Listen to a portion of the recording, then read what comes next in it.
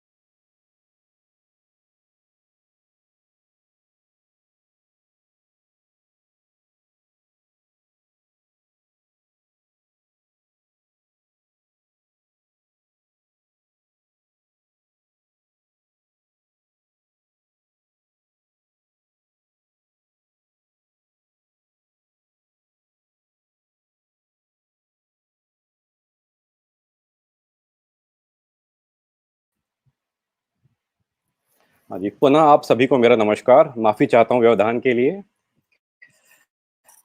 आप सभी अधिवक्ता गणों एवं सम्मानित जनों को मेरा नमस्कार एवं शुभ प्रातः। अखिल भारतीय अधिवक्ता परिषद महाकौशल प्रांत की ओर से आप सभी का इस ऑनलाइन स्टडी सर्कल स्वाध्याय मंडल में स्वागत है। जैसा आप सभी को विदित है कि इस अभ्यास मंडल के आज के मुख्य वक्ता मध्य प्रदेश उच्च न्यायालय के सम्मानीय वरिष्ठ अधिवक्ता श्री अनिल खरे जी मुख्य वक्ता हैं एवं वो हमें डांडिक प्रकरणों में विचारण, क्रिमिनल ट्रायल एवं साक्ष्यों के प्रतिपरीक्षण के विषय की विधा से अवगत कराएंगे, पर हमें संबोधित कर हमारा ज्ञानवर्धन करेंगे। बिना आगे अधिक समय लिए इस कार्यक्रम को आगे बढ़ाते हुए मैं हमारे अखिल भारतीय अधिवक्ता परिषद जबलपुर इकाई की मीडिया प्रभारी हमारी सम्मानीय अधिवक्ता श्रीमती सीमा साहू जी को आमंत्रित करूंगा कि वे आकर इस व्याख्यान में को आयोजित करने वाले सभी सदस्यों का परिचय दें। श्रीमती सीमा साहू जी। नमस्कार सबको। ओम गणपताय नमः।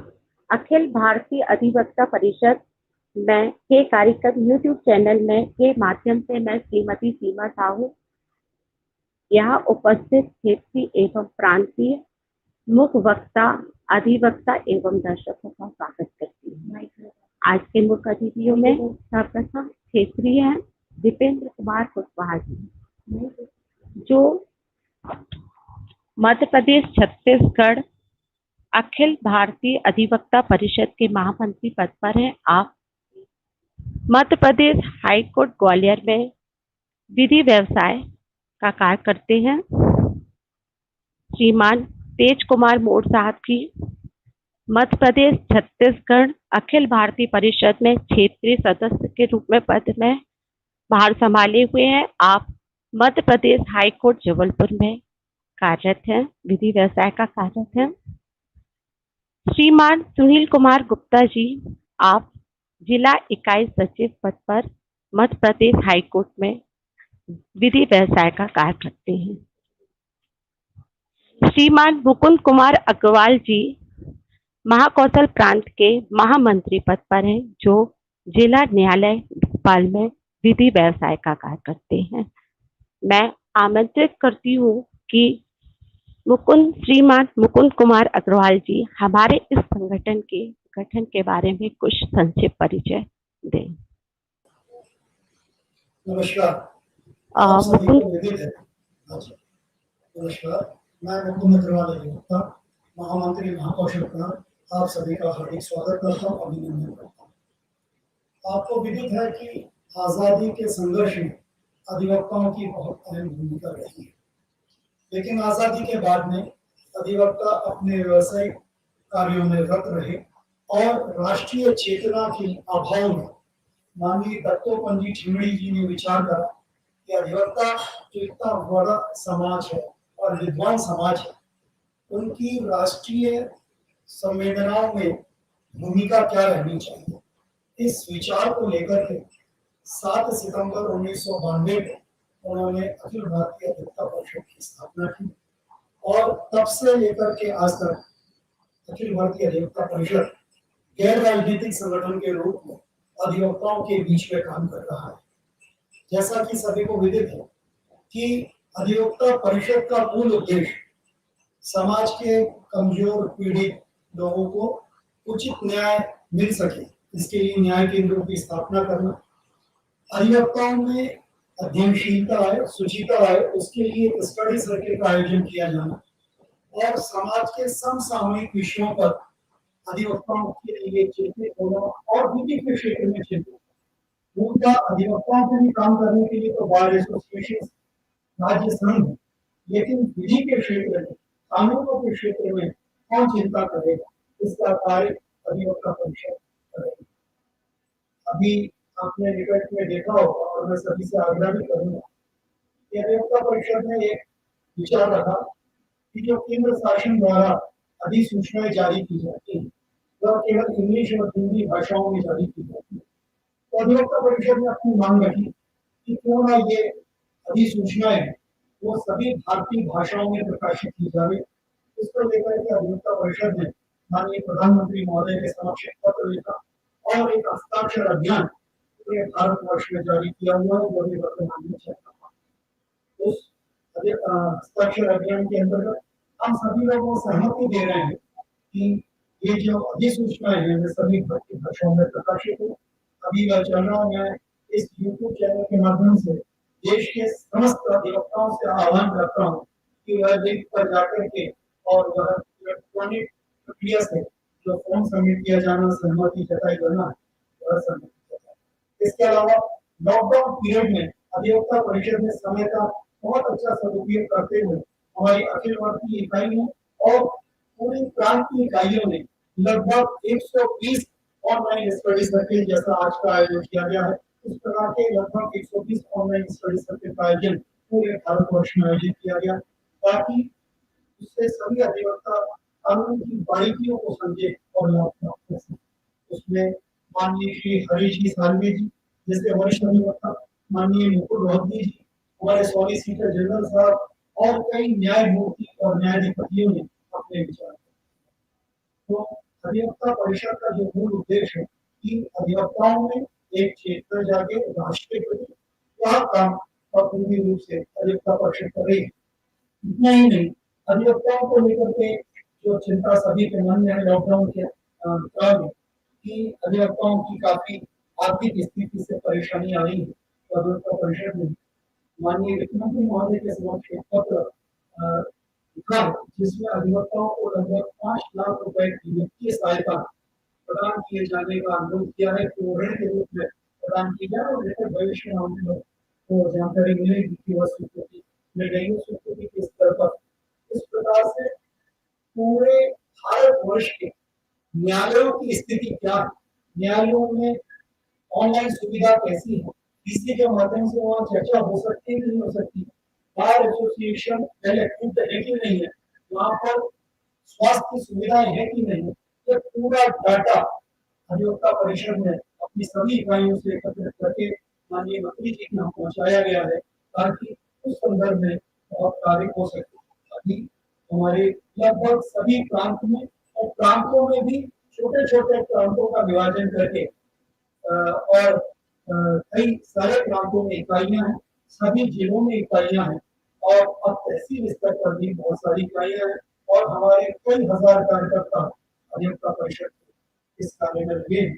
हमारे जो राष्ट्रीय अध्यक्ष है सुप्रीम कोर्ट के सीनियर लॉयर माननीय श्री विनायक जी दीक्षित जी, इस प्रकार से कई माननीय और महनीय वक्ताओं और कई वरिष्ठ अधिवक्ताओं ने अधिवक्ता परिषद को समय दिया है और नवाजा।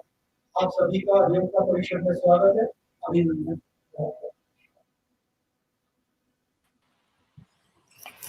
ये थे हमारे अधिवक्ता परिषद महाकौशल प्रांत के महामंत्री श्री मुकुंद अग्रवाल जी, जिन्होंने हम सभी को हमारे संगठन का एक संक्षेप में परिचय दिया। अब इस कार्यक्रम की श्रृंखला को आगे बढ़ाते हुए मैं अपने मुख्य वक्ता माननीय श्री अनिल खरे जी को आमंत्रित करने से पहले आप सभी दर्शकों एवं श्रोतागणों से ये निवेदन करूंगा कि इस व्याख्यान की विषय वस्तु से संबंधित जो भी प्रश्न आप पूछना चाहते हैं, जो आपके मन में उठते हैं, उन्हें आप, जैसा कि आप सभी को विदित है कि इसका लाइव प्रसारण, सजीव प्रसारण फेसबुक एवं यूट्यूब दोनों में हो रहा है, तो आपके प्रश्न आप कमेंट बॉक्स में फेसबुक एवं यूट्यूब दोनों चैनलों पे लिखकर हमें दे सकते हैं और हम प्रयत्न करेंगे अधिक से अधिक प्रश्नों के जवाब हमारे मुख्य वक्ता सम्मानीय श्री अनिल खरे साहब दे। अब बिना अधिक समय लिए मैं हमारे मुख्य वक्ता सम्मानीय श्री वरिष्ठ अधिवक्ता श्री अनिल खरे साहब को आमंत्रित करूंगा कि वे आए एवं आज के विषय, जो कि आपराधिक प्रकरणों में विचारण, क्रिमिनल ट्रायल एवं साक्षियों के प्रति परीक्षण, क्रॉस एग्जामिनेशन ऑफ विटनेसेस के विषय पर हमें मार्गदर्शन दें, हमारा ज्ञानवर्धन करें। सम्मानीय श्री अनिल खरे साहब। धन्यवाद ब्रह्मदत्त जी। सबसे पहले तो आप सबको धन्यवाद देता हूं, अधिवक्ता परिषद, जिनके अथक प्रयास से ये संभव हो सका, और ऑनलाइन स्टडी सर्कल से जो आप लोगों के प्रयास हैं वह वाकई सराहनीय है। श्री दीपेंद्र जी कुशवाहा, मध्य प्रदेश छत्तीसगढ़ अखिल भारतीय अधिवक्ता परिषद महामंत्री, श्री तेज कुमार मोड, उन्होंने मुझे ग्रो होते हुए देखा है, बड़े होते हुए देखा है, मेरी कार्यप्रणाली को देखा है, शुरू से हमारे आदरणीय रहे हैं वे। श्री ज्ञानेंद्र बघेल आज हमारे बीच यहाँ पर नहीं उपस्थित हैं, कुछ कारणों से वे नहीं हैं। मुकुंद जी अग्रवाल, महाकौशल प्रांत के महामंत्री जी, सुनील गुप्ता जी, सचिव जिला इकाई जबलपुर, मोहित शिवहरे जी, सीमा साहू जी, राम मिलन जी, सिंह जी। जो सब्जेक्ट मुझे दिया गया है या जो मैंने खुद चूज करा है, that is criminal trial and cross examination. बड़ा वास्ट सब्जेक्ट है इनफैक्ट। ये जो कुछ मैंने पिछले 38 सालों में सीखा है या जाना है या जो समझा है, आप सबके साथ साझा करना चाहता हूँ। अगर हम कहें, मैं स्ट्रेट अवे इशू पर आता हूँ, अगर हम ये कहें कि क्रिमिनल ट्रायल्स या क्रिमिनल केसेस, बेसिकली इसका बैकग्राउंड 1215 में शुरू होता है। Why I am saying this is, Magna Carta जो है 1215 में आया था, जहाँ राइट टू लिबर्टी की बात कही गई थी और राइट टू प्रॉपर्टी की बात कही गई थी, और इसी को आर्टिकल 21 अगर हम देखें तो right to life and liberty की बात हम करते हैं। And basically we can say article 21 is the backbone of criminal law. जहां तक क्रिमिनल ट्रायल्स का सवाल हैगा, इसको अगर हम देखें तो इन्वेस्टिगेशन के विषय को हम नहीं छोड़ सकते हैं, क्योंकि किसी भी प्रकरण की या किसी भी क्रिमिनल केस की शुरुआत, it starts from the investigation, जिसकी शुरुआत धारा 154 सीआरपीसी से होती है। क्रिमिनल ट्रायल्स को समझने के लिए बेसिकली दो सब्जेक्ट्स बहुत जरूरी हैं, which according to me are very necessary, that every lawyer, every practicing lawyer should really understand that. मैं दोनों लैंग्वेजेस को यूज कर रहा हूँ, हिंदी भी, इंग्लिश भी, कहीं कहीं इंग्लिश यूज करूंगा, कहीं अंग्रेजी यूज करूंगा, कहीं हिंदी यूज करूंगा। Basically, we are required to relegate back to section 154 of the CRPC, which is the initiation point of any investigation and which culminates into filing of a charge sheet. यहाँ पर एक important बात है कि ये जरूरी नहीं है कि एफआईआर दर्ज करी गई है आपके खिलाफ या किसी व्यक्ति के खिलाफ तो उसके खिलाफ प्रोसिक्यूशन होगा ही। एक राइट दिया गया है पुलिस को, द पुलिस आफ्टर इन्वेस्टिगेशन में फाइल अ चार्जशीट, में फाइल अ क्लोजर, दोनों ऑप्शन है उसके पास।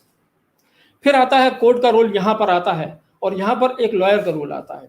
क्रिमिनल केसेस सिर्फ मुलजिम के लिए ही नहीं आवश्यक है, उनको ही समझ की जरूरत नहीं है कि एक अधिवक्ता जो मुलजिम की पैरवी कर रहा है उसी को समझने की जरूरत है।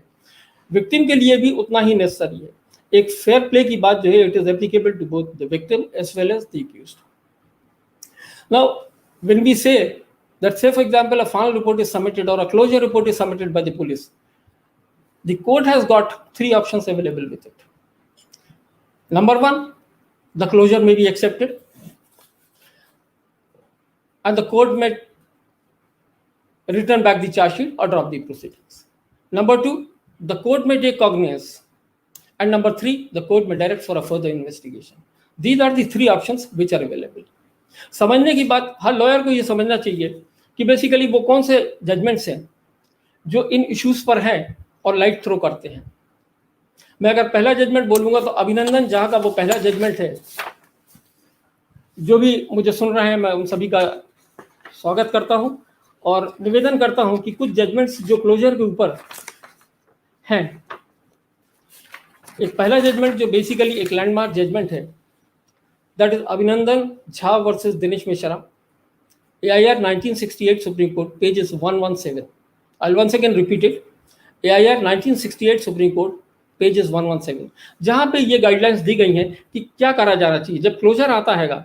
एक तो हो गया कि चार्जशीट प्रस्तुत हुई, कोर्ट प्रोसिक्यूशन ने या इन्वेस्टिगेटिंग अथॉरिटी ने ये पाया कि नहीं, this is the case worth prosecution and therefore chargesheet is being filed before the competent court of law. यहाँ पर कोर्ट कॉग्निजेंस ले लेती है और उसके बाद प्रोसीड कर जाती है कि इन अ मैनर कि ये वारंट ट्रायल है, ये सेशन ट्रायल है या ये समन ट्रायल है. दूसरा ऑप्शन वहां पर रहेगा कि जब क्लोजर रिपोर्ट आती है, whenever there is a closure report filed, these are the 3 options which I just now said. These are the 3 options which are available. Now, a question arises in those cases where a lawyer is representing the victim. A right has been conferred. Say, for example, the court wants to accept the closure. The court wants to proceed in the manner in one of the modes which have been conferred by Abhinandan Jha's judgment. और closure को accept करना चाहती है. वहां पर एक lawyer की duty बनती है जो विक्टिम के लिए अपेयर हो रहा है. He may request the court to examine the victim. This right has not been conferred through a statute, through the CRPC, but by way of one of the judgments of the Supreme Court. And that is a landmark judgment, which I would request everyone to please note it down. That judgment is 85 Volume 2 SCC, pages 537. The party's name is Bhagwan Singh versus Commissioner of Police. अब सवाल उठता है कि एक बार court ने cognizance ले लिया, फिर क्या? I'll proceed from the moment where charges are framed, and before that also एक स्टेज आती है कि चार्ज फ्रेम हो गया, एविडेंस के लिए केस जाता है. यहां से the question arises about how the trial is required to proceed and what are the role of a lawyer. इसके पहले एक और बात बोलूंगा कि क्या किसी व्यक्ति का यह अधिकार है कि प्री चार्ज स्टेज पर एविडेंस रिकॉर्ड करने के लिए कोई एप्लीकेशन दे सकता है. See, section 311 is very important. I just place that section 311 on the screen.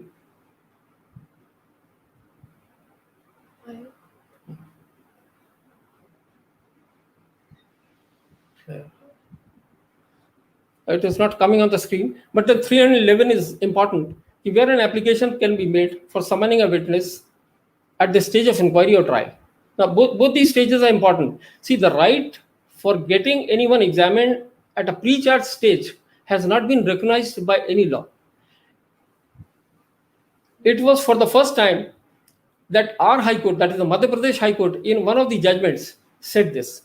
And that was a case under the PC Act, जहां पर इस बात को कहा गया था कि नहीं, आप चाहें तो प्री चार्ज स्टेज पर भी. I just read out section 311 and then I will come to that judgment which is very important and that is a landmark judgment by our own high court. मैं इसलिए इस बात को कह रहा हूं कि शायद पहली बार जुडिशियल सिस्टम में ऐसा हुआ है कि प्री चार्ज स्टेज पर किसी एविडेंस को रिकॉर्ड करने के लिए बोला है. I am just sharing section 311 on the screen. I just read out. Any court में at any stage of any inquiry और trial. Now the word inquiry is important. Inquiry, trial or other proceeding. Why I am stressing upon the word inquiry? Inquiry starts from the moment the cognizance is taken by the court and before the charges are framed. This is the stage of the inquiry which is conducted by the court. And thereafter comes the stage of the trial. Once the charges are framed, the stage of the trial is it commences. हमेशा देखा गया है कि हम सब जानते हैं इस बात को कि जब भी ट्रायल शुरू होती है, चार्ज फ्रेम होते हैं तो गवाह होते हैं, उनके बयान दर्ज होते हैं, एग्जामिनेशन चीफ होता है, क्रॉस एग्जामिनेशन होता है. Now, the question is whether this power can be exercised at this stage or not. This is one of the questions.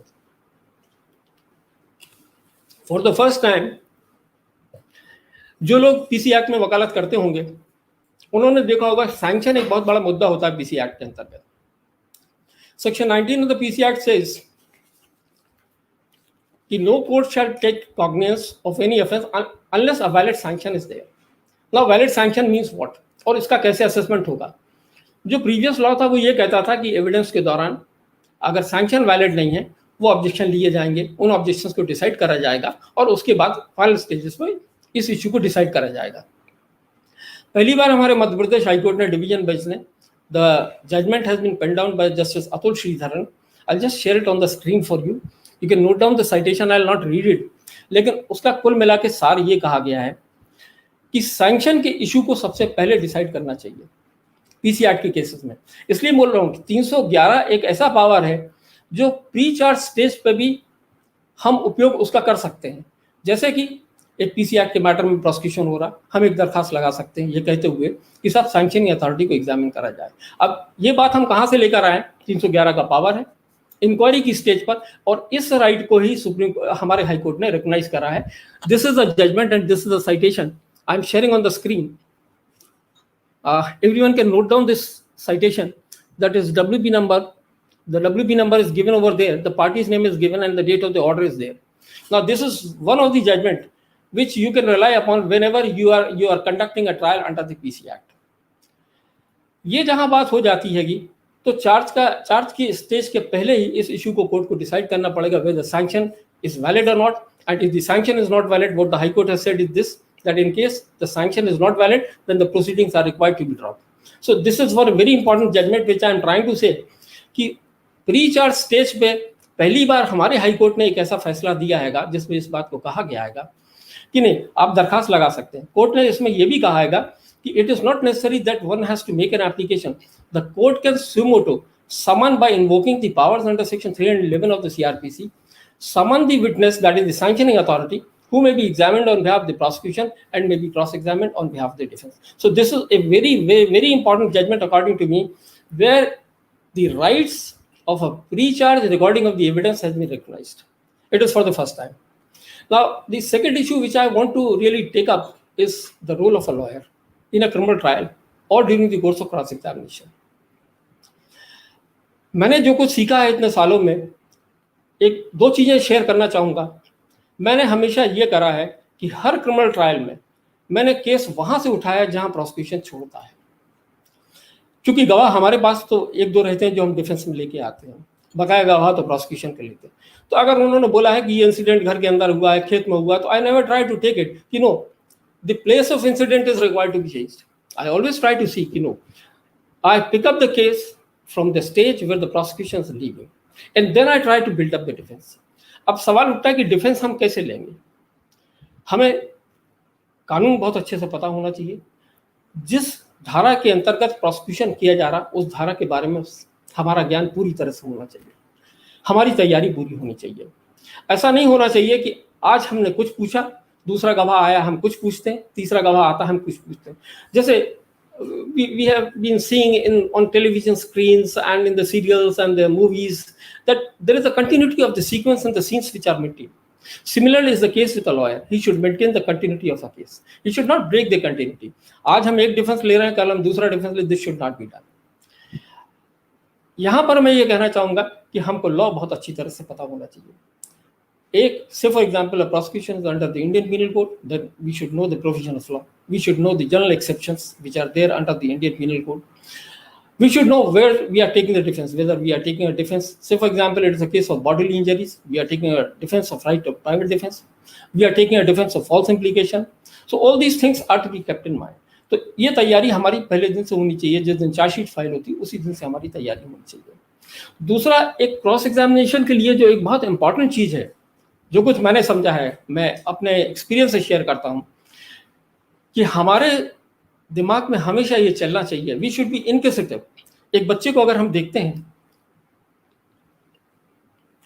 तो हमेशा हम ये पाते हैं कि उसकी प्रश्न पूछने की क्षमता बहुत जबरदस्त होती है, और वो कभी कभी ऐसे सवाल हमसे करता है कि we are baffled by his questions. सारा क्रॉस एग्जामिनेशन क्यों, कैसे, हाउ, वाई, व्हाट, वेयर, ये सवाल हमारे मन में हमेशा होने चाहिए।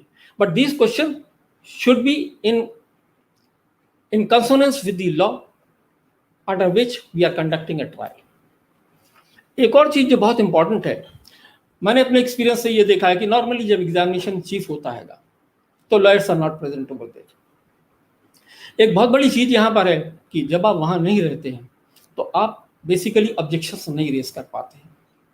कोई भी सवाल आता है तो we are unable to raise those objections over there because we are not present over there. और एक बार अगर आपने ऑब्जेक्शन रेज नहीं करा, see there are two sorts of objections, this is very important which I am pointing out and I will be placing those judgments and I'll be sharing those judgment on the screen also. The law in this regard is this. Say for example, you don't raise an objection. One is about the admissibility of a document. Second is about the mode of the production of the document or the proof of the document. As far as the second issue is concerned, say for example, it is about the mode of proof of the document. You do not raise an objection over there.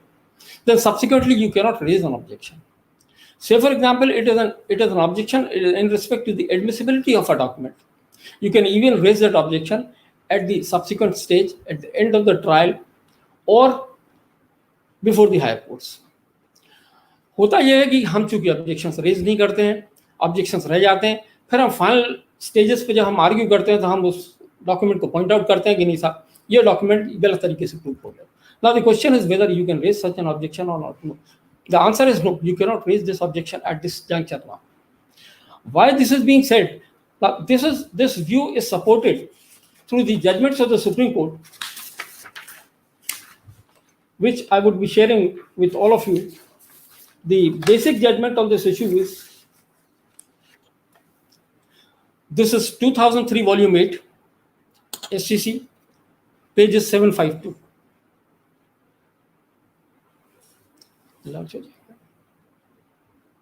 Now, if you can see this judgment, this is a basic judgment on the issue and which deals with what I am saying or the issue that I am raising before. तो मैं हमेशा कहता हूं कि हर अधिवक्ता को उस समय मौजूद रहना चाहिए जब एग्जामिनेशन इन चीफ चल रहा है, उस समय उसको रेलेवेंट ऑब्जेक्शंस लेने चाहिए, क्योंकि सब्सिक्वेंटली अगर वो ऑब्जेक्शंस नहीं लेते हैं तो सब्सिक्वेंटली वो ऑब्जेक्शंस नहीं ले पाएंगे, which would hamper your entire trial. Say for example, there was an issue about the admissibility of a document or about the mode of proof of the document. Now, you do not raise an objection at that point of time, then what is going to happen? Subsequently, you cannot say, this has not been correctly exhibited. It is not admissible in evidence, and these are the judgments which are relevant over here. I'll just refer to paragraph 20 of this judgment.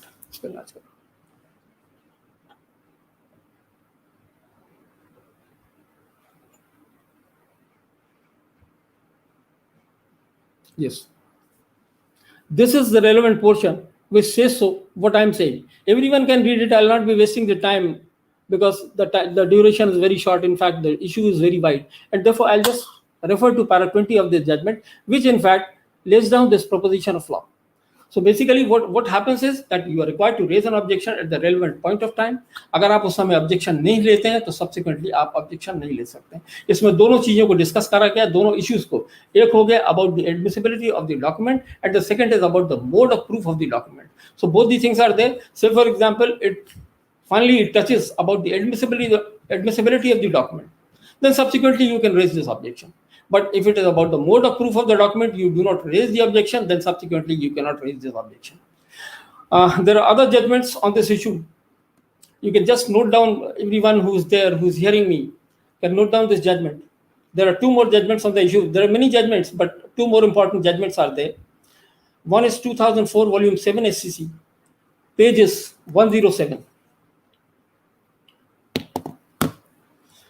I would refer to paragraph 15 of this judgment.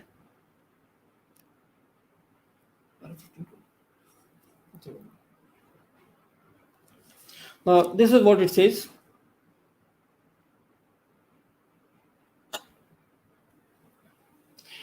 I'll just read out. In the present case, when the plaintiff submitted a certified copy of the sale deed exhibit P1 in evidence, and when the sale deed was taken on record and marked as an exhibit, the appellant did not raise any objection. Even execution of exhibit P2 was not challenged. In the circumstances, it was not open to the appellant to object to the mode of proof before the lower appellate court.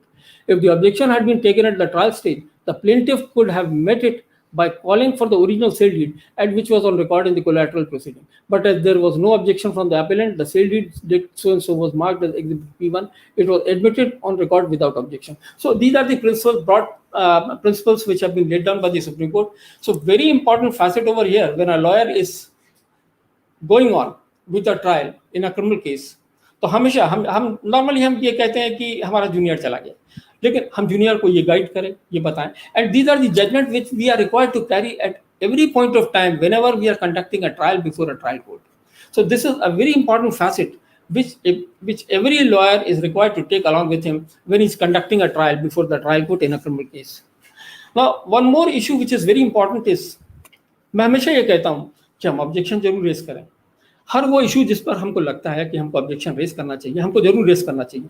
Court भले ही इसको reject कर दे, लेकिन हमको कोशिश ये करनी चाहिए कि कोर्ट उस समय रिजेक्ट ना करे.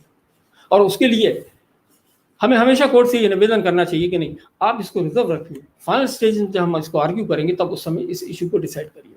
ये मैं क्यों कह रहा हूँ, क्योंकि ये राइट सुप्रीम कोर्ट ने रिकॉग्नाइज करा है. The supreme court says so, and that is the reason I say कि डोंट. होता क्या हैगा, आज हमने एक इशू रेज करा, एक ऑब्जेक्शन लिए, अगर हम उसको डिसाइड करवा लेते हैं तो फाइनलिटी अटेन कर लेता. तो या तो हम उसको लेके हायर कोर्ट में जाएं, एक 482 की पिटीशन लगाएं हाई कोर्ट के अंदर, फिर उसमें ऑर्डर करवाएं, हमारे पक्ष में होता, हमारे विपक्ष में होता, नहीं पता हमें. दूसरा इशू ये हो सकता है कि हम उसको रिजर्व रखें. रिजर्व रखने से ये होगा कि you can raise all these issues before the appellate forum and even at the stage during the course of final argument. The court will decide that, and ultimately when the matter is finally heard, it is decided against you. That issue is open about the admissibility of that document before the appellate stage before the High Court. So therefore I say we should try to see the objections are not decided, they should be allowed to remain pending. We should raise an objection, make a request to the court, please keep this pending, let it be decided at the final stage. And the reason for saying this is supported from one of the views of the Supreme Court, that is 2001 volume 3 SCC pages 1.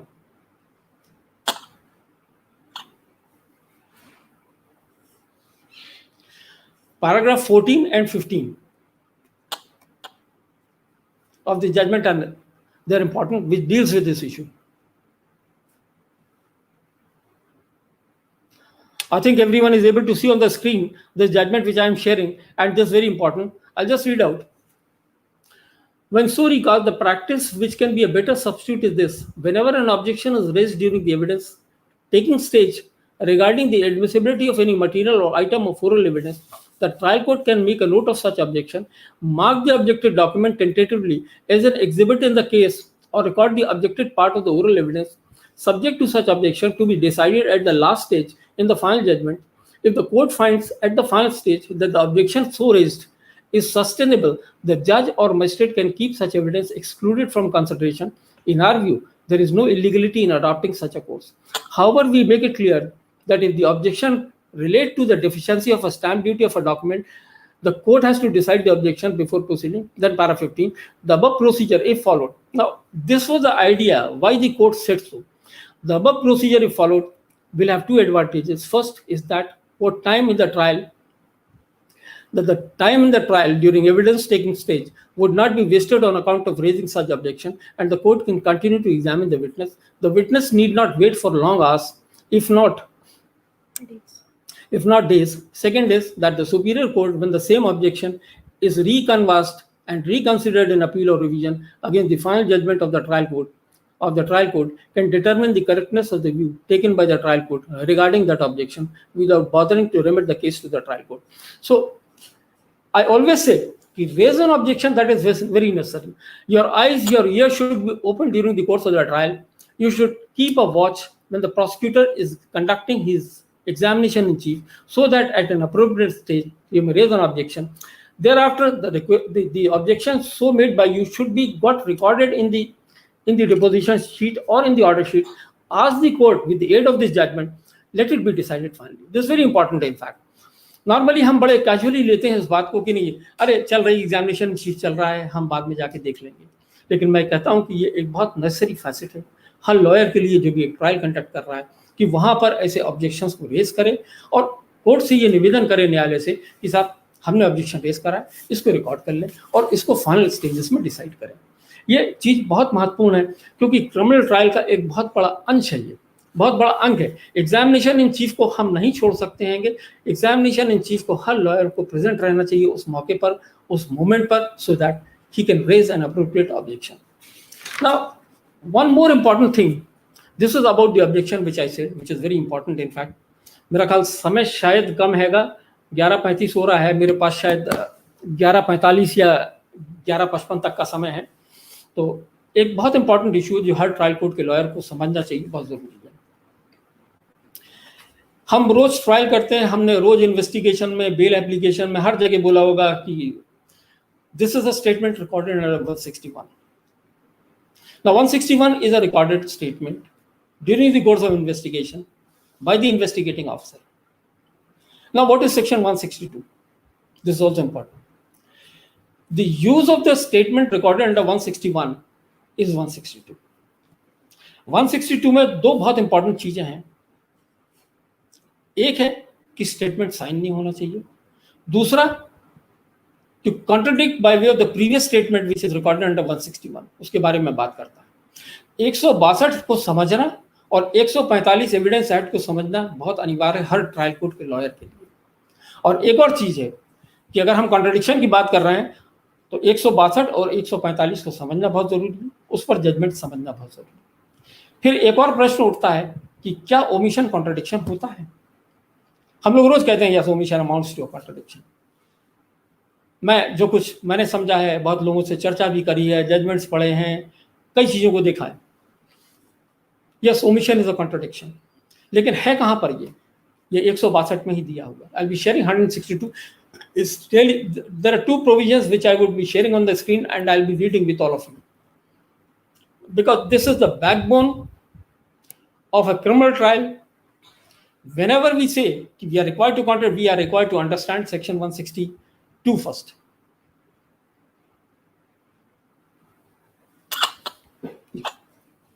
I'll just read out for everyone. No statement made by any person to a police officer in the course of an investigation under this chapter shall, if reduced in writing, now this is important, it is required to be reduced into writing, be signed by the person making it. एक और चीज है, statement sign नहीं होना चाहिए, otherwise this would never be used under 162. Nor shall any such statement or any record thereof, whether in a police diary or otherwise, or any part of such statement or record, be used for any purpose, save as hereinafter provided at any inquiry or trial in respect of any offence under investigation at the time when such statement was made. तो दो चीजें necessary हैं, a statement that is a previous statement or a statement under 161 that is not required to be signed, और उसका इस्तेमाल और उसका उपयोग कैसे हो सकता है ये आप उसके प्रोवाइजो में देखेंगे. Provided that when any witness is called for the prosecution in such inquiry or trial whose statement has been reduced into writing as aforesaid, any part of his statement, if duly proved, may be used by the accused and with the permission of the court by the prosecution to contradict such witness in the manner provided by section 145 of the Indian Evidence Act. तो इसका उपयोग क्या है? धारा 145 के अंदर उतने हिस्से को प्रूव करा जाएगा in the manner provided by section 145 of the Indian Evidence Act, and when any part of such statement is so used, any part thereof may also be used in re-examination of such witness, but for the purpose only of explaining any matter referred to in his cross examination. तो इसका उपयोग basically अगर हम एक छोटे स्वरूप में अगर हम इसको समझें तो एक स्टेटमेंट जो 161 का जो कि साइन नहीं, उसका उपयोग हम कैसे कर सकते हैं, कितने पार्ट को प्रूव कर सकते हैं और कैसे प्रूव कर सकते हैं, धारा 145 एविडेंस एक्ट के अंतर्गत. फिर उसके बाद है सबसेक्शन 2 बेस का, nothing in this section shall be deemed to apply to, ये हम इसको छोड़ सकते हैं, धारा 32 एविडेंस एक्ट की बात करता है. एक्सप्लेनेशन इसका बहुत महत्वपूर्ण है क्योंकि रोज हम ओमिशंस की बात करते हैं, क्या ओमिशन कॉन्ट्रडिक्शन होता है अथवा नहीं होता है. ये अगर हम एक्सप्लेनेशन को देखेंगे, सबने पढ़ा होगा, सबने देखा होगा, मैंने भी कई बार पढ़ा, कई बार पढ़ने के बाद मुझे ये बात समझ में आई कि yes omission is a contradiction, और इसको दिया कहाँ है और इसको एक्सप्लेन कहाँ गया है, कहाँ किया गया है. This is an explanation to section 162 of the Criminal Procedure Code. An omission to state a fact or circumstances in the statement referred to in subsection 1 may amount to contradiction if the same appears to be significant and otherwise relevant, having regard to the context in which such omission occurs, and whether any omission amounts to a contradiction in the particular context shall be a question of fact. Now, छोटे स्वरूप में अगर हम इसको देखें तो omission contradiction है, लेकिन where it materially affects the facts of the case, then it amounts to a contradiction. Otherwise contradiction क्या होगा? धारा 145 के अंतर्गत हमको लेके जाना पड़ेगा. Now, I'll just come down to section 145 of the Indian Evidence Act, which is, ये दो चीजें मेरे हिसाब से क्रिमिनल ट्रायल में बहुत महत्वपूर्ण है. एक, ऑब्जेक्शंस का लेना, ऑब्जेक्शंस का डिसाइड करवाना फाइनल स्टेजेस में. दूसरा, मैंने जो बताया कि प्री चार्ज स्टेज पे 311 को इन्वोक कर सकते हैं. जहां सिर्फ सैंक्शन की बात है, वहां पीसी एक्ट के केसेस में बात करी गई है, अपने हाई कोर्ट ने बात करी है, हमारे हाई कोर्ट ने. That is by the bench of honourable justice Sanjay Yadav and honourable justice Sreedharan. Justice Sridharan has penned down that judgment, in fact, which is in fact, according to me, a landmark judgment. Now, section 145, I'll just place it on the screen of the Indian Evidence Act.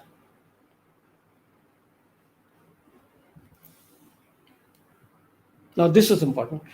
A witness may be cross-examined as to the previous statement. Now, previous statement is what? That is recorded, which has been recorded under section 161. Made by him in writing or reduced into writing and relevant to the matters in question without such writing being shown to him. तो prove करने का एक तो क्या तरीका, आप उसको cross examine कर रहे होगे without showing the writing. But if it is intended to contract, अब यहाँ पर कॉन्ट्रडिक्शंस की बात आ रही है. But if it is intended to contradict him by the writing, his attention must before the writing can be be called to those parts of it which are to be used for the purpose of contradicting him. ये हमने रोज पढ़ा है, हमने रोज देखा है, हम रोज contradict करते हैं गवाहों को, लेकिन उसका तरीका मैं भी बहुत वर्षों बाद समझ पाया हूँ. कई वर्षों के अथक प्रयासों के बाद मैं इस बात को समझ पाया हूँ कि कॉन्ट्रडिक्शन कैसे कराना चाहिए और क्यों कराना चाहिए. धारा 162 को 145, धारा 162 में सीआरपीसी की बात कर रहा हूँ और धारा 145 एविडेंस एक्ट की बात कर रहा हूँ. इन दोनों को जब हम एक साथ हम देखेंगे तो हमारे समझ में ये बात आती है कि हम कैसे कॉन्ट्रडिक्ट कराएंगे. और इस बात को बड़े अच्छे से एक्सप्लेन करा गया है दो जजमेंट से. I will not be sharing those judgment on the screen. I just refer to the citations which are there.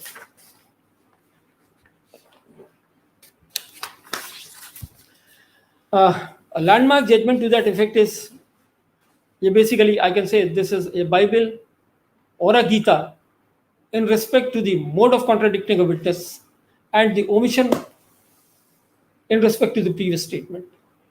This is AIR 1959 Supreme Court 1012. I'll once again repeat it. हो सकता मैं थोड़ा तेज जा रहा हूँ.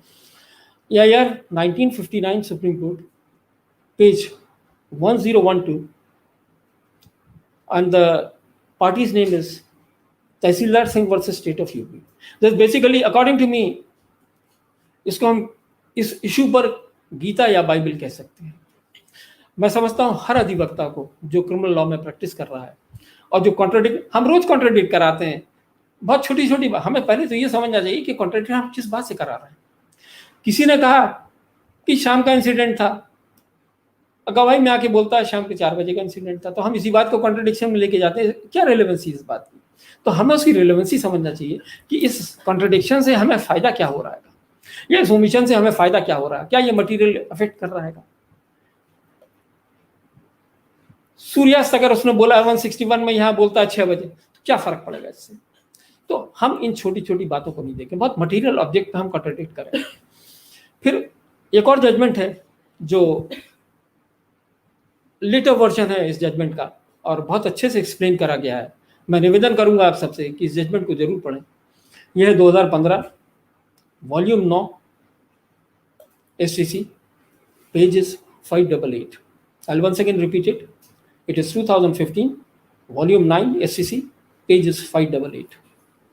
पार्टीज नेम है VK Mishra and another versus state of Uttarakhand. और इसका पैरा 15 से लेके 20 तक आप सब पढ़ें. सवाल उठता है कि कॉन्ट्रडिक्शन से मायने क्या है. हमने प्रोविजन पढ़ लिया, 162 देख लिया, 145 एविडेंस एक्ट का देख लिया. अब सवाल उठता है कि कैसे हम कॉन्ट्रडिक्ट करेंगे. Before going to this, few more provisions which are relevant of the Evidence Act are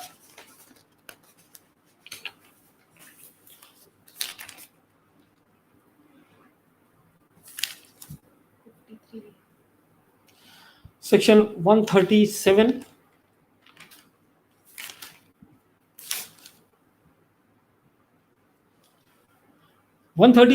ये डिस्कस करता है तीन चीजों के बारे में, एक examination in chief, cross examination और री एग्जामिनेशन। री एग्जामिनेशन वही पार्टी करती है जिसने एग्जामिनेशन इन चीफ शुरू करा, in order to seek certain explanation which have come down in the cross examination. So a limited right is there with the party who calls the witness. Then section 145, I have already quoted that section 145, and I request everyone to please read again and again section 162 of the CRPC and section 145. Then section 146, this speaks about the questions, the lawful questions in the cross examination. ऐसा नहीं है कि cross examination में हम हर चीज पूछना चाहें, जो हमारी मर्जी आए हम पूछ लें। आप देखेंगे अगर सेक्शन 146 तो वहां दिया हुआ आप किस प्रकार के क्वेश्चंस पूछ सकते हैं। I'll just share section 146. I'll not read out the full. You may just see. When a witness is cross-examined, he may, in addition to the questions hereinbefore referred, to be asked any question which tend to test his veracity, to discover who he is and what is his position in life, or to shake his credit by inquiring his character, although the answer to such question might tend directly or indirectly to criminate him, or might expose or tend directly or indirectly to expose him to a penalty of forfeiture. तो ये सारी चीजें, फिर उसके बाद proviso add करा कि आप क्या नहीं पूछ सकते हैं, ये सारी चीजें प्रोवाइजो में दी हुई हैं। तो ये सारे प्रोविजंस हमको पढ़ना जरूरी है, क्योंकि हम पूछेंगे क्या। ऐसा नहीं है कि हमको एक राइट क्रॉस एग्जामिनेशन का मिला है तो हम उससे कुछ भी पूछना शुरू करेंगे। हम ये पूछने लगेंगे कि धान कैसे बोई जाती, क्या रेलेवेंसी उसकी, whether it is a relevant fact and issue or not. So we have to understand the Evidence Act, the Criminal Procedure Code in its entirety. Provisions of Evidence Act are very material, very necessary to be understood by every lawyer who is conducting a criminal trial. मैं 145 की बात कर रहा था यहाँ पर, मैंने तहसीलदार सिंह और 2015 के वी के मिश्रा का जजमेंट अभी प्रीवियसली बताया। I'll give you an example. Say for example, यहाँ पे एक विजडम, एक लॉयर की विजडम की बहुत जरूरत रहती है। See, there may be lawyers. Say for example, there are two accused persons, A and B. Police ने एक फाइनल रिपोर्ट फाइल करी, दोनों को मुल्जिम बना दिया। एक प्रीवियस स्टेटमेंट है जो कहता है ए ने सी को मारा, बी का कहीं नाम नहीं लेता। अब कोर्ट के अंदर आता है, प्रीवियस स्टेटमेंट में उसने बोला ए ने सी को मारा, कोर्ट में आता कहता बी ने सी को मारा।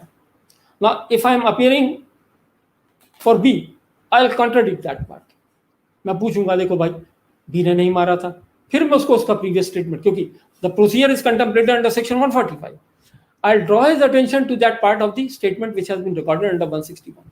Then I'll ask him कि देखो पुलिस को कथन आपने दिए थे, कहेगा दिए थे या नहीं दिए, whatever he says दिए थे, तो हम उस पर्टिकुलर पोर्शन को हम मार्क करवाएंगे, रीड करेंगे और उसको बताएंगे देखो आपने बी के मानने वाली बात पुलिस कथन में नहीं बताई थी। दूसरा तरीका ये कि आपने नहीं बताई थी, आपने ए को मानने वाली बात बताई थी, लेकिन ए को मानने वाली बात जब हम ऊपर लेके आते हैं तो ये थोड़ा सा डैमेजिंग दूसरे लॉयर के लिए हो जाता है या दूसरे मुल्जिम के लिए हो जाता है। तो यहाँ पर विजडम है लॉयर का, वो किस तरह से उसको कॉन्ट्रडिक्ट कराएगा, ओमिशन के तौर पे लेके जाएगा या उस पार्ट को कॉन्ट्रडिक्ट करके ऊपर लाएगा। Now to contradict any part, if you want to prove any previous statement which has been recorded under 161, you are required to prove that part. आप कैसे करोगे? आप एक सवाल करोगे कि देखो भाई आपने अपने पुलिस कथन में ये बात बताई थी, उस पार्ट को आप दिखाओगे उसको और उससे फिर ये प्रश्न करो। वो कहता है कि हाँ मैंने ये कहा था, that is proved now. Say for example, वो ये कहता है, now this is very material. I request every lawyer who is joining me over here to please understand. I know number of lawyers they do know, but there may be freshers who have not yet entered the scene of the trial. उनके लिए मैं ये बात कह रहा हूँ, मैं उन लोगों के लिए नहीं कह रहा हूँ जो इस बात को समझते हैं, जानते हैं, अच्छी तरह से जानते हैं कई लोग यहाँ पर, लेकिन बहुत नए बच्चे जो आए हुए हैं उनके लिए मैं ये बताना चाहता हूँ कि समझ लीजिए उसने कहा कि मैंने तो बताया था। अगला सवाल होगा देखिए यहाँ पर नहीं है, मैंने तो बताया था, पुलिस ने क्यों नहीं लिखा? This is a normal explanation which is given by a witness always during the course of the trial कि मैंने अपने कथन में बता दिया था, पुलिस को जब मैंने बयान दिए थे मैंने ये बात बताई थी, पुलिस ने क्यों नहीं लिखा मैं इसका कारण नहीं बता सकता। अब ये बात अभी प्रूव नहीं हुई है, ये कब प्रूव हुई?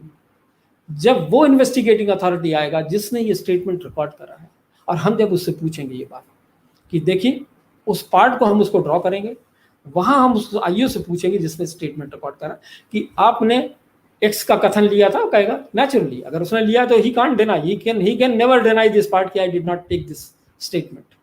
Then I show his this statement and say कि क्या उसने ये बात आपको बताई थी, विटनेस ने डिनाई कर दिया कि नहीं, मैंने तो बताया था, उसने क्यों नहीं लिखा मैं कारण नहीं बता सकता। तब मैं उससे पूछूंगा कि देखो ऐसा ऐसा कथन क्या उसने आपको दिया था, वो बता देगा। So we are required to draw the attention of this part to the witness. If he admits yes, we are not required to ask the investigating officer. If he doesn't say so, if he denies, then we are required to ask to the investigating authority. So basically, I would request everyone to please go through these two judgments which are very material. One is Tehsildar Singh, which according to me is a Gita or Bible. And second is V.K. Mishra. It clarifies number of things. When we read from para 15 to para 20, things are clarified in this judgment. Everyone would be able to understand how a witness is required to be contradicted in respect to his previous statement or a statement which has been recorded under section 161 of the Code of Criminal Procedure. एक और बड़ा महत्वपूर्ण विषय है, चाहे जब ऐसा होता हो, आप सबने देखा होगा,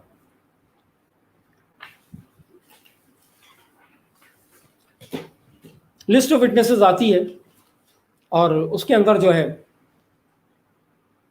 प्रोसिक्यूशन कई विटनेस को साइट करते हैं।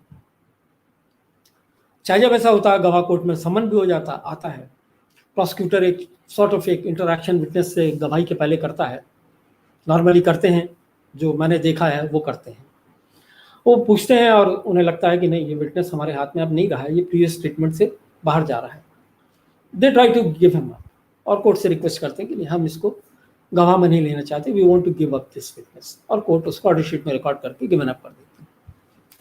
अब चूंकि ये विटनेस गिवन अप हो गया है, हो सकता है कि वो सही बोल रहा हो जब कोर्ट के अंदर आया हो, और वो प्रोसिक्यूशन के उस स्टेटमेंट से मेल नहीं खा रहा हो, और वो ये कह रहा हो कि नहीं मैंने ऐसा कथन नहीं दिया था, ये बात गलत लिखी है, क्योंकि साइन तो रहता नहीं है। डिफेंस को ये लगता है हम इस गवाह को बुला सकते हैं, डिफेंस की स्टेज पे एक एप्लीकेशन लगाता है, समन करता है उस गवाह को, और वो गवाह आ जाता है, हम उसकी गवाही कराते हैं डिफेंस की तरफ से। अब एक उसका प्रीवियस स्टेटमेंट प्रोसिक्यूशन के पास पड़ा हुआ है जहां वो विपरीत बातें बोल रहा है। ये गवाह पहले एक आई विटनेस था जो कहता है कि मैंने मारते हुए भागते हुए सब कुछ देखा है। आज जब वो डिफेंस की तरफ से आया तो वो एक उल्टी बात बोलता है कि मैंने ऐसा नहीं देखा, ये आरोपी तो मेरे साथ मौजूद था, मैं उस दिन मुंबई में था, ये अस्पताल में एडमिट था, मैं इसकी केयर कर रहा था, ये एक डिफरेंट वर्जन आ गया बिल्कुल। The defence which was being built up in this case is now being spelled out by the defense through the mouth of this witness. Now comes the question. Now this witness is being cross-examined by the prosecution. The prosecution has the right to cross-examine this witness. अब वो सवाल करना शुरू करते हैं और उनके हाथ में एक I would say a trump card with them is the previous statement of that witness. The question is whether the prosecution can take shelter and contradict this witness with his previous statement under 145 of the Evidence Act. बड़े ध्यान से सुनिए, मैं उन लोगों के लिए कह रहा हूं जो बहुत नए हैं, ये जीवन भर आपको ट्रायल में काम आएगा, क्योंकि ये हमारी गलती हो जाती है कि हम उसको कॉन्ट्रडिक्ट हो जाने देते हैं, क्योंकि अगर हमें कानून मालूम है तो हम कभी उसको परमिट नहीं करेंगे और ये कभी नहीं हो सकता है। I would request everyone who is not aware with this judgment to please note it down, and I'll be sharing this judgment on the screen also. There are two judgments on the issue. One is 1975 volume 4 SCC page 122.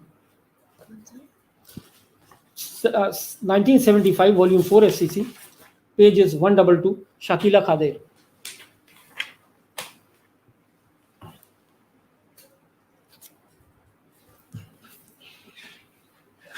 162 I'm just sharing it on the screen because this is really, according to me, this is one of the judgment which everyone should keep it when he's examining a defense witness who was a prosecution witness whose previous statement was recorded. I would request everyone to keep this judgment along with himself so that in case occasion, क्योंकि चाहे जब ये होता है कि हम objection लेते हैं कि नहीं कर सकते, लेकिन कानून हमारे पास उस समय नहीं रहता, जजमेंट नहीं रहता, कोर्ट हमारी बात नहीं मानती. So therefore, in order to fortify our submission before the court, we are required to be equipped with these judgment at the time when we are raising these issues before the court. This is the judgment, and I'll refer to paragraph 4 of the judgment. I'll repeat the citation. This is 1975, volume 4. SCC page is 122. Party's name is Mrs. Shakila Khadir and others versus Noshir Kama. Paragraph 4 may kindly be seen. I'll request everyone to just have a look at paragraph 4 of this judgment.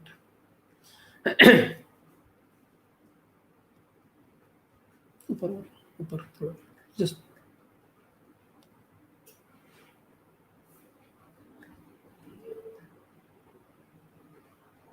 now, when we look to last 4 line of paragraph 4 under section 162, why this is being said, when we go back to section 162, things would be cleared out to us. And they are quoting section 162 over here. Under section 162 CRPC, only witnesses on behalf of the prosecution could be contradicted by reference to their statement made to the police, and not the court witness or defense witness. ये बहुत महत्वपूर्ण है. ना ही defence witness ना ही court witness, अगर उसके previous statement थे वो कॉन्ट्रडिक्ट नहीं हो सकता है with the aid of 145.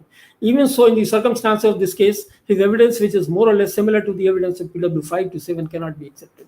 So a law has been laid down in this judgment that there can't be a contradiction of a defense witness with the previous statement when he is being examined on behalf of the defense, and the prosecution, if wants to contradict, cannot. So basically, ये चाहे जब ये situation आती है कि एक prosecution के गवाह को गिवन अप होने के बाद डिफेंस अपनी तरफ से लेकर आता है और प्रोसिक्यूशन उस 161 स्टेटमेंट से कॉन्ट्रडिक्ट कराना चाहती है. So I would say, I would request each and every lawyer, whenever he is conducting a trial, whenever he is examining a defense witness, whenever he is raising these objections before the court below, all these judgments in respect to contradiction, in respect to this judgment, in respect to the judgment which I referred earlier regarding the objections, and decision on the objection at the final stages, they are required to be kept along with them at the time when the cross-examination or the examination of chief is taking place, so that you can place before the court, look here sir, this is the judgment, please see to it. And then the court would become, see, we are required to say in accordance with the judgments of the Supreme Court, in accordance with the provisions of law. We cannot say हम सिर्फ ये बात करें, नहीं ऐसा नहीं हो सकता, that would not suffice. Therefore I request everyone, please keep all these judgments along with you, so that at a proper stage, at a proper forum, before the proper authority, you can raise these objections before the court. Another judgment on the same lines, in fact, in the other judgment which I am citing, that is AIR 1968 Supreme Court, paragraph 7, AIR 1968 Supreme Court 1390, in paragraph 7,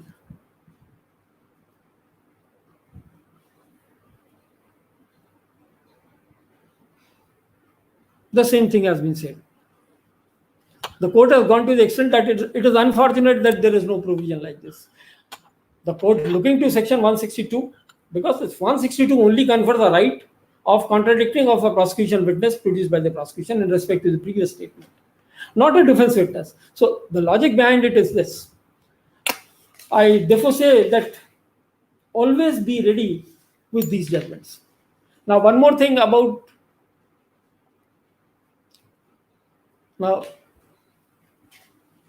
till now what I have said is about the objections, about the contradictions, about the objections, a recording of a pre-charge evidence only in respect to PC actors, not otherwise. It is not in every case that one can make an application.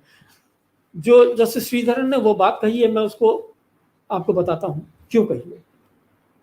उन्होंने इसलिए कहा, इस background में कहा उन्होंने कि sanction root पे जाता है. ये बात इकबाल अहमद के जजमेंट 76 से कही गई है कि पीसी एक्ट के मैटर में सेक्शन 19 जो बात कहता है वो कहता है कि sanction goes to the root of the jurisdiction of the matter. Sanction अगर गलत है तो entire proceedings are vitiated, the entire trial is a nullity. अब अगर नलिटी है तो एक्विटल तो नहीं हो सकता क्योंकि कॉग्निजेंसी गलत था. आपको क्या करना पड़ेगा? डिस्चार्ज करना पड़ेगा.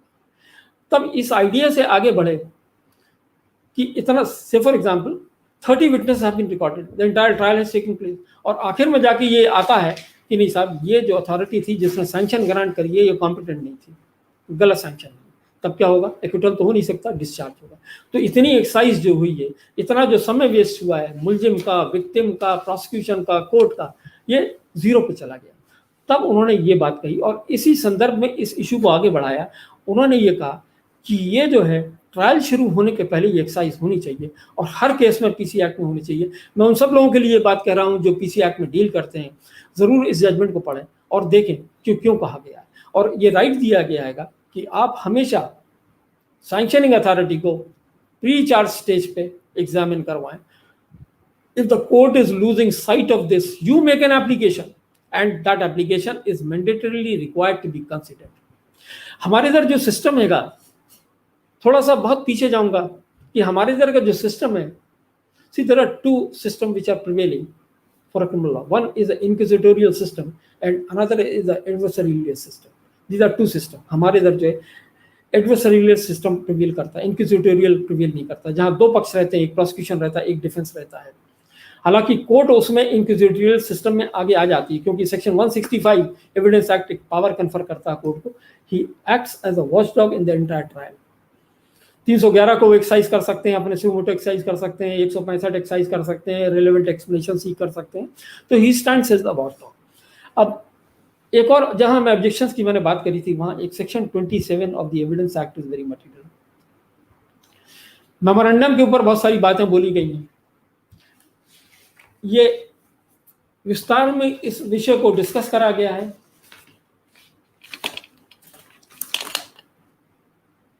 सेक्शन 27 की एप्लीकेबिलिटी पे बात करी गई है। Now in respect to section 27, which is a memorandum given by the accused, उसकी एडमिसिबिलिटी के बारे में कहाँ तक वो एडमिसिबल है इसको हम जरूर समझें। The basic judgment on the issue is 1947, या year 1947 and the page is 67. I'll not be sharing this on the screen, it is not necessary. ये बेसिक जजमेंट है कि से फॉर एग्जाम्पल हम चाहे जब देखते हैं, हम जरूर उन लॉयर्स के लिए जो नए लॉयर्स हैं, पुराने लॉयर्स सब जानते हैं इन बातों को with their experience, and I really know that we the lawyers they are well read, they understand the things very well. So it is not for them, but it is for the freshers who are coming into the profession. So they are really required to understand, who are taking up the first, second, third, fourth trial, कि उन्हें क्या देखना है.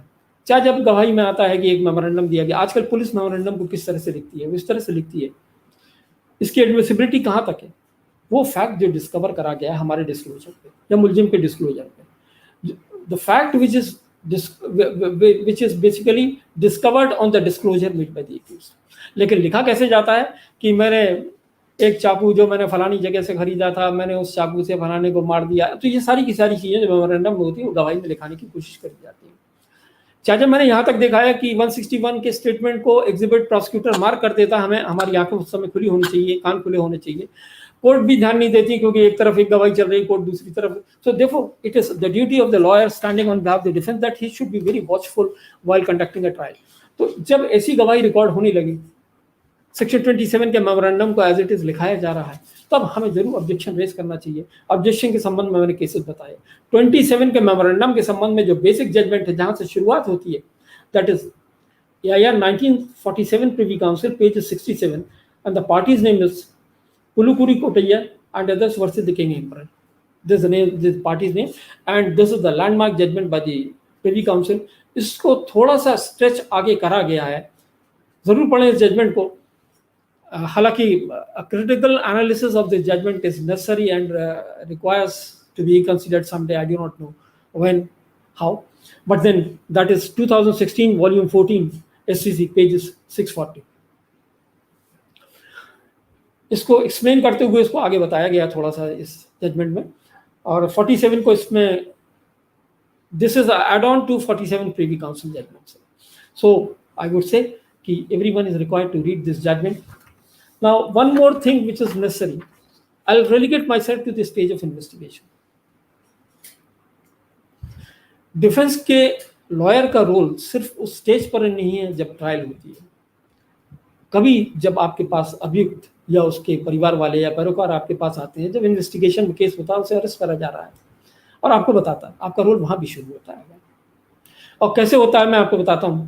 जैसे कि एक अभियुक्त कहता है कि मुझसे जबरदस्ती कन्फेशन रिकॉर्ड करा गया है, या मुझसे जब्ती जबरदस्ती करी गई है, मेरा आइडेंटिफिकेशन गलत तरीके से करा गया है, मुझे अकेला खड़ा करा गया है. तो इन चीजों को हमको लिख के देना चाहिए. आईओ को देना चाहिए, उसकी पावती लेनी चाहिए। मैं इन बातों को क्यों कह रहा हूं कि subsequently at the stage of the trial you may summon these documents in order to indicate that in fact this is a case of false implication.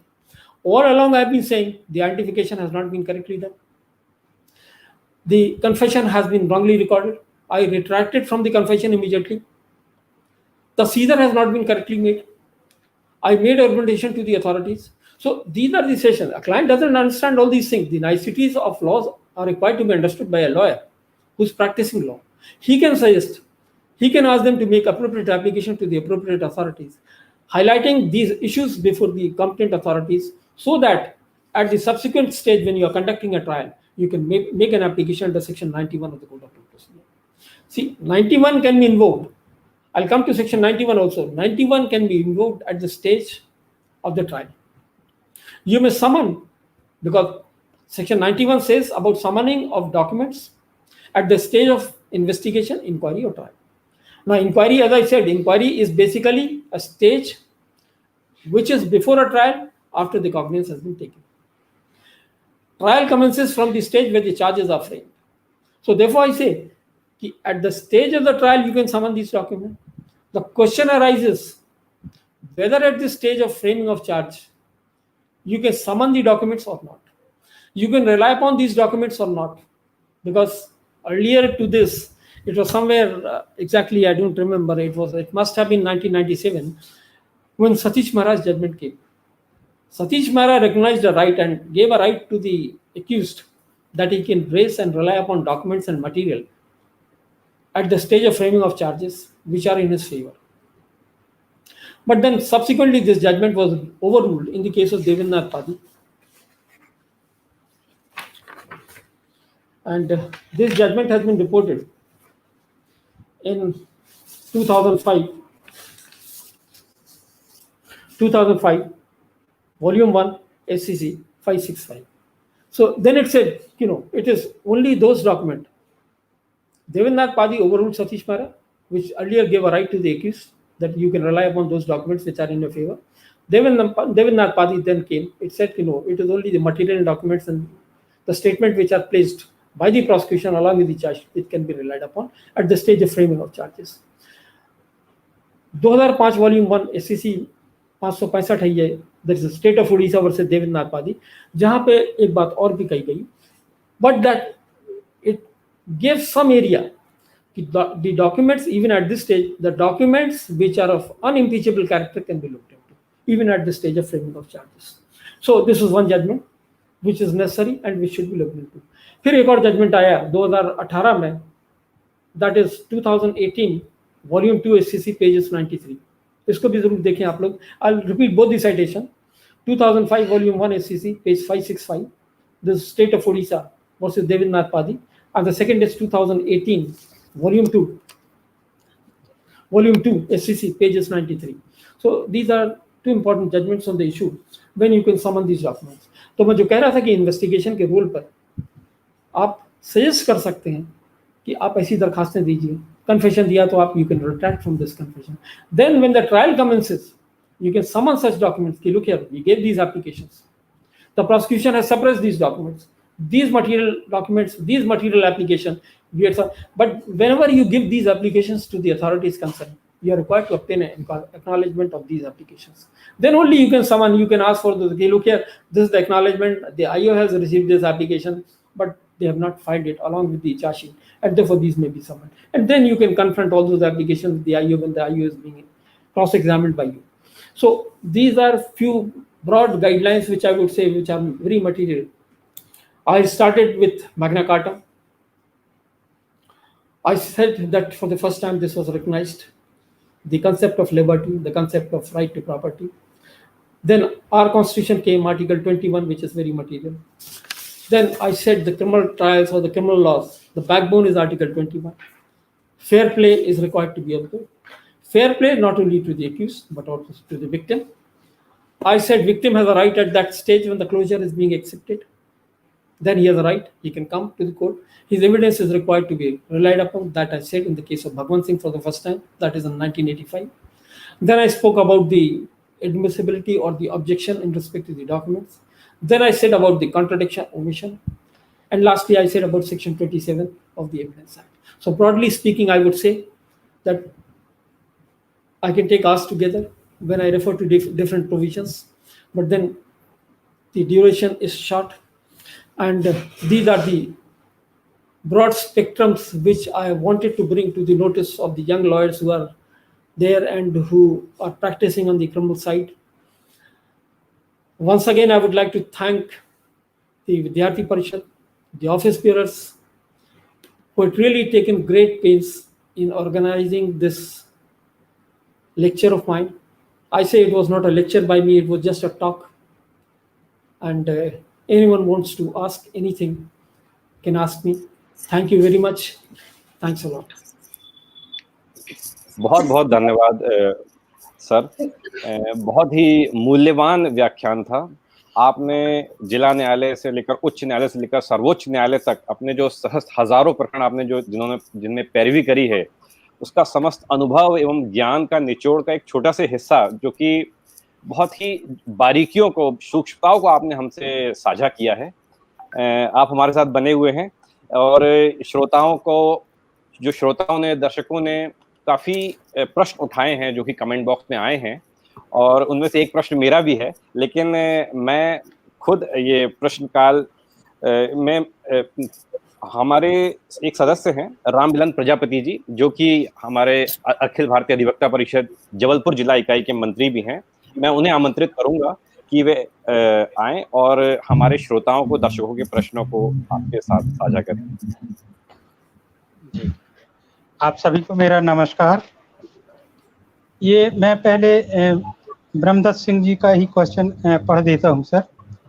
उन्होंने पूछा है, in case of forgery of a sale deed which is insufficiently stamped, whether it is receivable in evidence unless the deficit stamp duty is paid along with 10 times deficit duty, and who is to pay? I read out one judgment. The answer was there in that judgment. I'll just point out that judgment once again. It was answered in that judgment also. I'll just give it to you. Just a moment, please. This was 2004, volume 7, SCC, page 107. The answer is there. And I read out that part. We'll just have a look at that judgment and we'll get done. जी जी, Just please. Sir एक हमारे सदस्य शिखा बघेल जी ने एक question किया है, what is the purpose of A cross examination in a criminal trial? जहाँ तक मेरा मानना है कि पर्पस का ही मैं अभी तक उल्लेख करता रहा हूँ, क्योंकि पर्पस उसका ये रहेगा कि एक आरोपी को, मैंने कहा कि बैकबोन है, cross examination is the backbone of the rule of law. अगर क्रॉस एग्जामिनेशन नहीं होगा तो आप डिफेंड कैसे करोगे, और आप डिफेंड नहीं करोगे तो क्या आप ये कह सकते हो कि रूल ऑफ लॉ फॉलो करा जाए? मैंने ये कहा कि एक अपॉर्चुनिटी देने का मतलब, एक रूल ऑफ लॉ को फॉलो करने का मतलब, ये रूल ऑफ लॉ को रिकॉग्नाइज करा गया है, आर्टिकल 21 के कंसेप्ट पे है, एविडेंस एक्ट इसको रिकॉग्नाइज करता है, और आप उससे आप बता सकते हो कि नहीं, you are innocent man, you are. Purpose of cross examination is very effective, but then the cross examination should be to the extent of the relevancy of facts which are, and to the manner provided in the Evidence Act. Thank you sir. ये हमारे न्याय केंद्र प्रभारी Shri Jitendra Kumar ban जी का एक प्रश्न है sir. उन्होंने पूछा है कि क्रॉस में क्या पूछना चाहिए, क्या नहीं पूछना चाहिए, अगर गवाह घटना का समर्थन कर रहा है तो हम उसे कैसे क्रॉस कर सकते हैं? घटना का समर्थन, देखिए आपका डिफेंस बड़ा क्लियर होना चाहिए। प्रोसिक्यूशन का जो भी गवाह आता है, अगर वो स्टाइल नहीं तो घटना का ही समर्थन करता है, और अगर हम ये मान लें कि घटना का समर्थन वो कर रहा है तो हमने हार मान ली। तो इसलिए हमारी तैयारी, हमारा डिफेंस तैयार होना चाहिए कि हम क्या कहना चाहते हैं केस के अंदर। हम भी अपने गवाह लेके आएंगे। मैं कुछ जजमेंट आपको नहीं बता पाया, मैं भी बताता हूँ आपको कि हमारा डिफेंस तैयार होना चाहिए। हम क्या कहना चाह रहे हैं, क्या हम इसको किसी सेक्शन में लेके जा रहे हैं? से फॉर एग्जाम्पल, अगर हम आईपीसी के केसेस को डिफेंड कर रहे हैं तो क्या हम जनरल एक्सेप्शंस में लेके जा रहे हैं जो सेक्शन 76 से दिए गए हैं आईपीसी के अंतर्गत लेके जा रहे हैं? क्या हम फॉल्स इम्प्लीकेशन पे लेके जा रहे हैं? फॉल्स इम्प्लीकेशन क्या हम LIB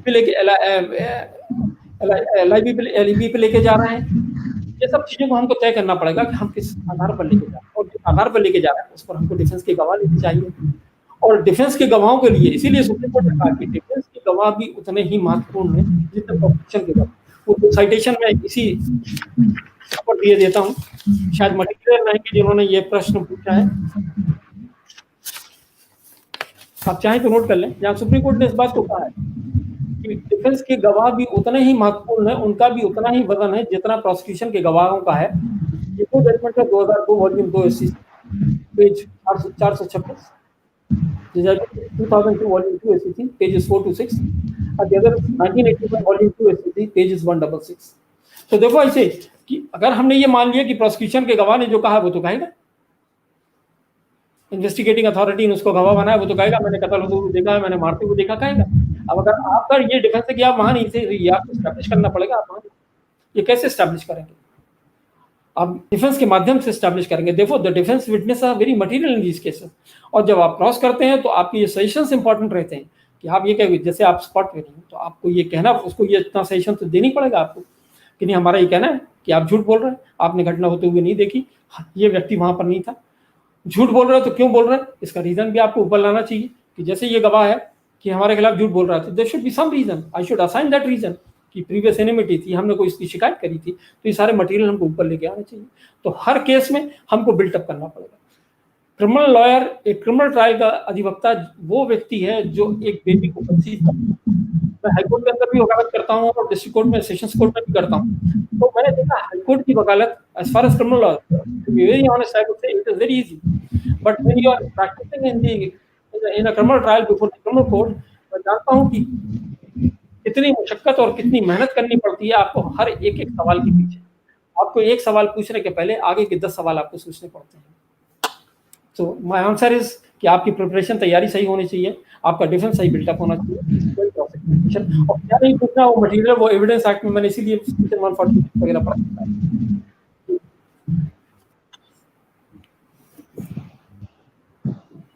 ji thank you sir. एक हमारे मुकुंद अग्रवाल जी का प्रश्न है जी, यदि फरियादी की ओर से 311 का आवेदन 302 की अनुमति के साथ प्रस्तुत किया जाता है, उसका विरोध अभियुक्त की ओर से तो किया जाएगा, लेकिन पब्लिक प्रोसिक्यूटर भी विरोध करते हैं, तो फरियादी के लिए क्या उपाय है? फरियादी के लिए, फरियादी अपनी एप्लीकेशन लगा सकता है कोर्ट में डिसाइड, और नॉर्मली ऑब्जेक्शंस क्या relevancy, this is for the court to decide. 311 is a power which is a very wide power, and the power under section 311 can be sumo to even exercised by the court. So basically it will have to be looked into कि what is the relevancy of summoning of this witness.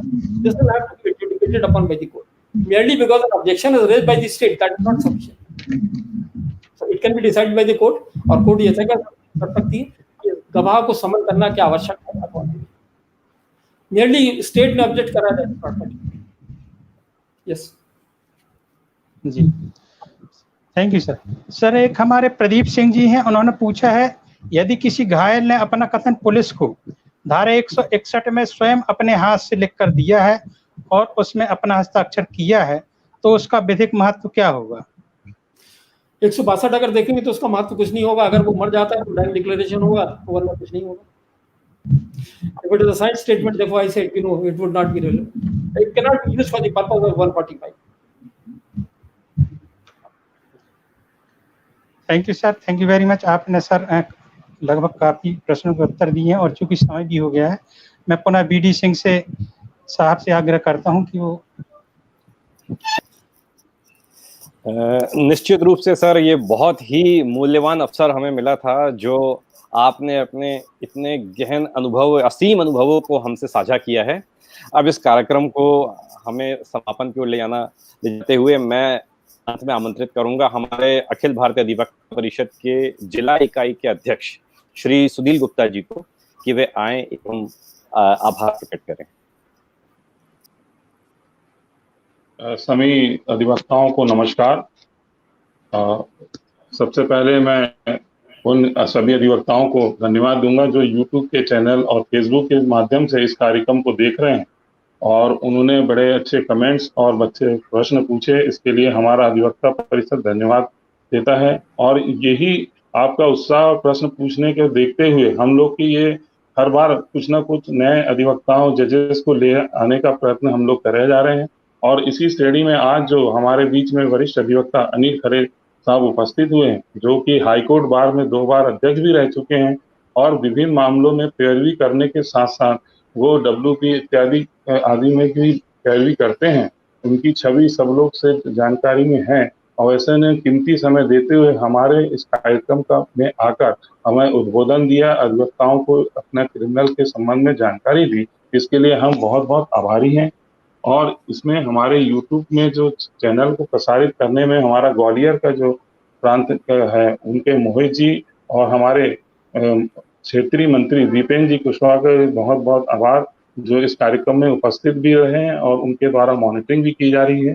और हमारे क्षेत्रीय मंत्री मध्य प्रदेश छत्तीसगढ़ के TK मोर साहब और मुकुंद जी अग्रवाल महामंत्री और ज्ञानेंद्र जी एवं BD सिंह साहब जिन्होंने इस कार्यक्रम को बखूबी संचालन किया, उनका भी हमारा जिला इकाई जबलपुर और महाकौशल प्रांत आभारी है।